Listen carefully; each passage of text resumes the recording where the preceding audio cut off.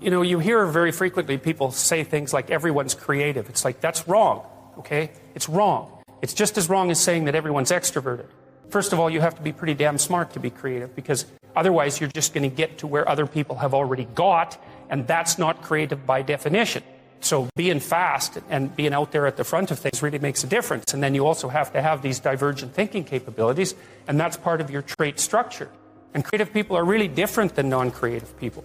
You know, partly because, for example, they're highly motivated to do creative things and to experience novelty and to chase down aesthetic experiences and to attend movies and to read fiction and to go to museums and to enjoy poetry and to enjoy music that's not conventional music, for example. These aren't trivial differences. And so it's a real misstatement to make the proposition that everyone's creative. It's just simply not the case. It's a matter of wishful thinking. It's like saying that everyone's intelligent. Well, if everyone's intelligent, then the term loses all of its meaning, because any term that you can apply to every member of a category has absolutely no meaning. Now, and you know, the other thing you want to be thinking about here is that don't be thinking that creativity is such a good thing. It's a high-risk, high-return strategy. So if you're creative, you just try this. There's creative people in this room, man. You guys are going to have a hell of a time monetizing your creativity. It's virtually impossible. It's really, really difficult because, first of all, let's say you make an original product. You think the world will beat a pathway to your door if you build a better mousetrap. It's like, that's complete rubbish. It isn't true in the least. If you make a good creative product, you've probably solved about 5% of your problem. Because then you have marketing, which is insanely difficult, and then you have sales, and then you have customer support, and then you have to build an organization.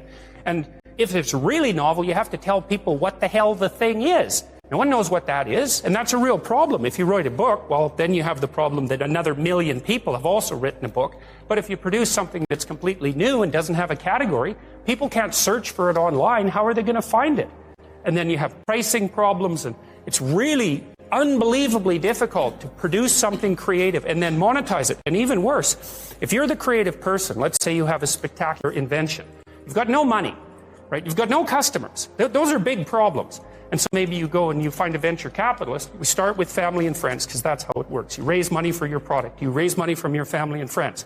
That's assuming you have family and friends that have some money and that they're going to give it to you. And most people aren't in that situation. So it's a terrible barrier right off the bat. And then, of course, you're putting your family and friends at substantial financial risk because the probability that your stupid idea is going to make money is virtually zero, even if it's a really brilliant idea. And so then let's say, well, you get past family and friends and you get venture capitalists involved, because that's often the next step. There's steps in building a business. Family and friends, angel investor, that's some rich guy that you've happened to meet, some man or some way who's into this sort of thing and is willing to provide you with some money to get your product off the ground. Well, how much of your product is that person going to take? Well, most of it. Most of it. And no wonder, because, you know, you don't have any money. How are you going to bargain for control over your product? He'll just say, well, do you want the money or not? And if your answer is no, then he'll go and do something else with his money. It's not like there's no shortage of things that you can do with your money. There's a million things you can do with it. So you're not in a great bargaining position. And then if you get venture capitalists involved, they'll take another big chunk, and maybe if they're not very straight with you, they'll just throw you out. Because maybe by that point in the company's development, you're nothing but a pain in the neck, because what do you know about marketing and sales and customer service and building an organization and running a business? Like, you don't have a clue, so why do they need you? So even if you're successful at generating a new idea and you put it into a business, the probability that you, as the originator of the idea, are going to make some money from it is very, very low. So don't be thinking that creativity is something you would want to curse yourself with. Now, you know, it's not all bad, because it opens up avenues of experience for creative people that aren't available to people who aren't creative. But it definitely is a high-risk, high-return strategy. You know, so the overwhelming probability is that you will fail. But a small proportion of creative people succeed spectacularly. And so it's like a lottery in some sense.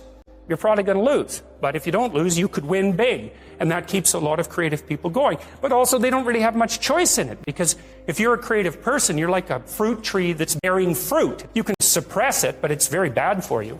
You know, the creative people I've worked with is if they're not creative, they're miserable, so they have to do it. You know, there's real joy and pleasure in it and psychological utility. But It's certainly not a conservative strategy for moving forward through life. And, whenever I talk to people who are creative, and you guys should listen to this because I know what I'm talking about. If you happen to be creative, if you're a songwriter or another kind of musician or an artist or any of the other number of things that you might be, find a way to make money and then practice your craft on the side, because you will starve to death otherwise. Now, for some of you, that won't be true, but it's a tiny minority. Your best bet is to find a job that will keep body and soul together and parse off some time that you can pursue your creative thing, because then, well, as a long-term strategy, a medium to long-term strategy, it's a better one. But it's got incredibly difficult for people, musicians, for example, it's incredibly difficult for new musicians to monetize their craft, even if they're really, really good at it. So these creatures engage in dominance disputes. And I think dominance is the right way to think about it, because lobsters aren't very empathic and they're not very social. And so it really is the toughest lobster that wins. And what's so cool about the lobster is that when a lobster wins, he flexes and gets bigger. So he looks bigger because he's a winner. It's like he's advertising that. And the neurochemical system that makes him flex is serotonergic. And you think, well, who cares? What the hell does that mean? Well, I'll tell you what it means. It's the same chemical that's affected by antidepressants in human beings. And so, if you're depressed, you're a defeated lobster. You're like this. I'm small. I'm not, things are dangerous. I don't want to fight. You give someone an antidepressant, it's like up they stretch, and then they're ready to, take on the world again. Well, if you give lobsters who just got defeated in a fight serotonin, then they stretch out and they'll fight again. And that's, we separated from those creatures on the evolutionary timescale somewhere between 350 and 600 million years ago, and the damn neurochemistry is the same. And so that's another indication of just how important hierarchies of authority are. I mean, they've been conserved since the time of lobsters, right? There weren't trees around when lobsters first manifested themselves on the planet. And so what that means is these hierarchies that I've been talking about, those things are older than trees. And so one of the truisms for what constitutes real from a Darwinian perspective is that which has been around the longest period of time, right? Because it's had the longest period of time to exert selection pressure. Well, we know we evolved and lived in trees, something on the order of 60 million years ago. We're talking 10 times as far back as that for the hierarchy. And so the idea that human beings, that the hierarchy is something that has exerted selection pressure on human beings is, I don't think that's not a disputable issue. How it's done it and exactly what that means, we can argue about, but that sort of biological continuity is just absolutely unbelievable. It was funny because I revealed this finding. I didn't discover this, I read about it, but I talked to my graduate students about it. I used to take them up for breakfast, and they were a very contentious, snappy bunch. And they were always trying to one-up each other, and they were quite witty. And for 6 months, until it got very annoying, every time one of them one-upped the other, they'd stretch themselves out and snap their hands So that was very funny. It was really very funny.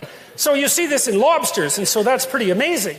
And one of the other things that's really cool about lobsters is that, let's say you've been top lobster for a long time, but you're getting kind of old, and some young lobster just, whales the hell out of you, and so you're all depressed. But the thing is, your brain is dominant. But you don't have much of a brain because you're a lobster. And so now what are you going to do? Because you just lost. And the answer is, well, your brain will dissolve. And then you'll grow a subordinate brain. Yeah, and so that's worth thinking about too, right? Here, for a couple of reasons. First of all, if any of you have ever been seriously defeated in life, you know what that's like. It's it's a death, a descent, a dissolution, and if you're lucky, a regrowth, and maybe not as the same person. That's what happens to people with post-traumatic stress disorder, right? Their brains undergo permanent neurological transformation, and they then inhabit a world that's much more dangerous than the world that they inhabited to begin with. But we also know, too, if you have post-traumatic stress disorder or depression, that your hippocampus shrinks, right? It dies and shrinks, and you can sometimes get it to grow back. Your hippocampus shrinks and your amygdala grows. And the amygdala increases emotional sensitivity, and the hippocampus inhibits emotional sensitivity. And so if you've been badly defeated, the hippocampus shrinks and the amygdala grows. Now, if you recover, the hippocampus will regrow, and antidepressants actually seem to help that, but the damn amygdala never shrinks again. And so, so that's another lesson from the lobster. It's quite a terrifying one, but it's one, it's so interesting that you can relate to that, right? It's I get what that poor crustacean's going through.